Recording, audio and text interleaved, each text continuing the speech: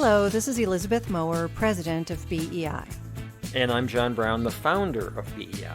Each episode, we take you into the world of exit planning, sharing the stories, struggles, and opportunities of business owners and their advisors. We'll get into this episode's conversation right after this. Gain the insight and knowledge that thousands of business owners and their advisors have used to plan for the future. The BEI membership equips you with the proven process that enables owners to exit their business on their terms. Learn how to approach the subject with your clients and work successfully with other exit planners. Receive access to video overviews, comprehensive articles, case studies, and much more. Cement your position as the trusted advisor to your most successful clients. Get started today by visiting exitplanning.com/membership. That's exitplanning.com/membership. With us today is a BEI member from the great state of New Hampshire, Joe Guyton. Welcome, Joe. Thank you. So how do you have a lot of business? Have you traditionally had a lot of business owner clients? Yes, I've been in the business 33 years now. Wow. I started with Cigna, and we focused on the closely held business owner marketplace. And you're shaking your head because you know that. Yeah. We were always, helped to understand that the business owners had a lot of issues that we could help them with, because the fine line between the family and the business in a closely held business. And sometimes that line gets blurred by a lot of different things. Right. So I grew up in a closely held business family. My dad owned several businesses. If you ask me who my first exit planning client case study was, not necessarily my client, it was my dad. He sold his businesses in the mid-'80s, and when he was in his mid-'60s, and that was when people were supposed to retire back then. Bottom line is he never should have done it, because it was what kept him busy all the time. It was what stimulated him. It provided the cash flow for the family, it was really the main driver of everything that went on. The business that he sold was the cash cow that was sheltered by the other businesses that he owned that were tax shelters. Not intentionally? Well, that was all intentional. Yeah, okay. I mean, we were in the horse racing business. Oh, wow. And that was a business where the hobby losses and things were taken away by Ronald Reagan in TRA 86. It used to be that we had horses that were racing, that, we'd have a partnership that was me and John. The next partnership would be John and me. And the next partnership would be some other combination. And those horses would go from one partnership to the other and be fully depreciated over 3 years. So I like to joke with people that we had a lot of horses that were running around the farm that had been fully depreciated 3 times, but were still eating and requiring a lot of care. So that provided a lot of tax shelter, and they paired, they being his accountant and attorney and so forth, they paired all that stuff together really well. But Reagan took that away in the mid-'80s. My dad sold his businesses in the mid-'80s. We were in the Pittsburgh area, and that area was the Rust Belt in the mid-'80s. Yeah. And his business was involved in painting steel mills and things like that, which were dying out at the time. And to top it all off, enough facts for a business exit planning study, right? To top it all off, my mother got cancer, which ultimately killed her. Wow. And so my dad got a decent amount of money for his business. I don't think it was enough. Always in hindsight, because I doubt that anybody tried to help him figure out how much he really needed, because I'm sure nobody did. Well, financial planning was in its infancy back then. Exit planning hadn't started, so where could he go? Right, exactly. So he didn't get enough money, and then to boot, my mother got sick, and he spent most of it on her experimental cancer treatments. So when she died, he was out his best friend. He was out the person who ran our family. He was out the money that he got for his business and his business. And it was very difficult for him to carry on. Yeah. And he was not an old man. My dad was, a young man for his age at the time. So when I work with clients, I'll tell people, I say, a lot of the things that I'm going to tell you and a lot of the recommendations and observations that I make are going to come from what I lived, because despite the fact that all that happened, my dad owned 300 acres of land in western Pennsylvania. My brothers and sisters and I still own most of that land.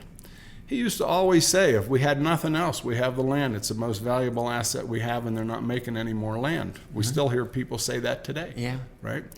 The problem was he didn't have any control over when that land was valuable.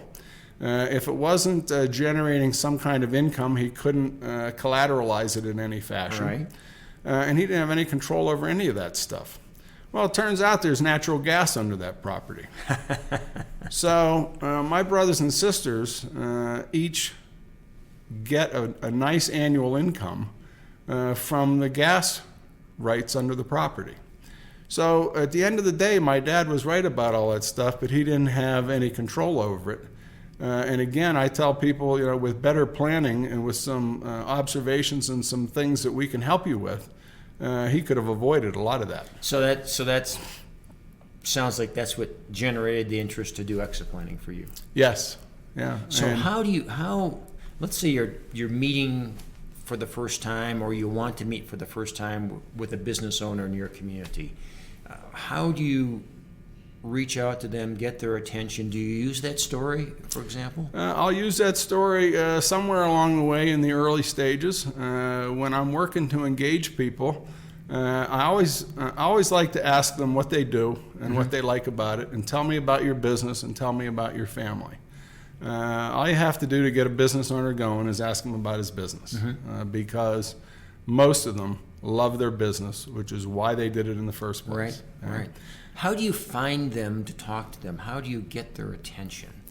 Well, a lot of different ways. We operate, in a relatively small town. So, we know a lot of people through social interaction, whether it be at a club, whether it be at, some kind of charitable organizations. So it's not difficult in many respects to meet people. The next step then is to engage them and get them talking about things. And once you have that level of interest, you can start to talk about, maybe we could talk about the next thing. A couple of years ago, we did a nice case with a fellow who would come to one of our social functions. And we started engaging him, and he had some questions about a couple of things that he'd heard about and was curious about. And so we talked a little bit about that stuff, and I looked at him and I said, why don't you just come in and we'll sit down and we can answer those questions and see if we can be helpful to you. And one thing led to another, and we did some work for him, and we're continuing to do some work as we go forward. So how do you do that work?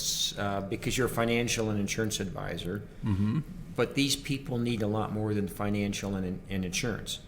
They need a whole plan to get out of their business. Oh, absolutely. And so what we talk to them about is all the different things that they need to do around that.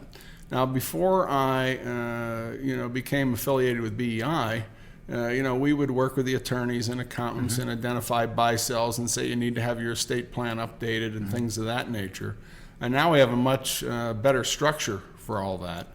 And what we do now is we use the assessments with people and start with the circle chart that comes from the assessment, because those big red lines jump right out at people, and you say, if you're planning to accomplish a given goal, you're going to need to address this issue in order to do that. And it's the owner who's identified that issue, not you.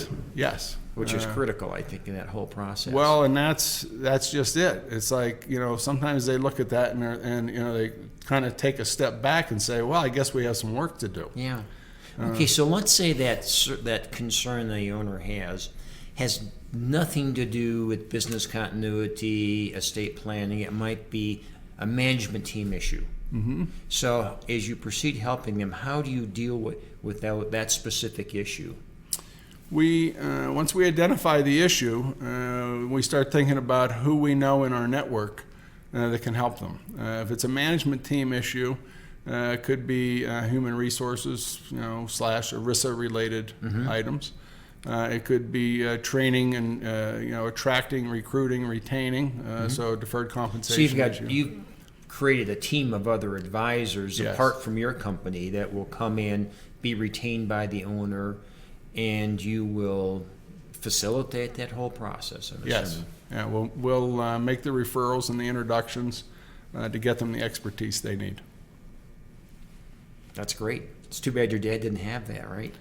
It really is. But I often say to people, things have changed a lot in that time period. And my mother had melanoma cancer, and I tell people all the time, she died at 64. Yeah. And I tell people all the time, if she were alive today, she'd have a chronic disease, not a death sentence. Right. And so we bring the new things that we've learned and the new tools and techniques to bear and help people with them. That's great. How has your reception been in the community? Are you starting to become recognized as the visible expert in exit planning? Yes, I think we're making some inroads into that and helping our network of other advisors understand what we do and what we can offer. And quite frankly, we're learning and trying to get better at getting that message out every day as we go along. Excellent. What else about your practice, Joe, would be of value for the listener to understand? I think the most valuable thing for a listener to understand about us is, in my practice in particular, is I grew up in it. I've been in it my whole life. Yeah. And my son has too.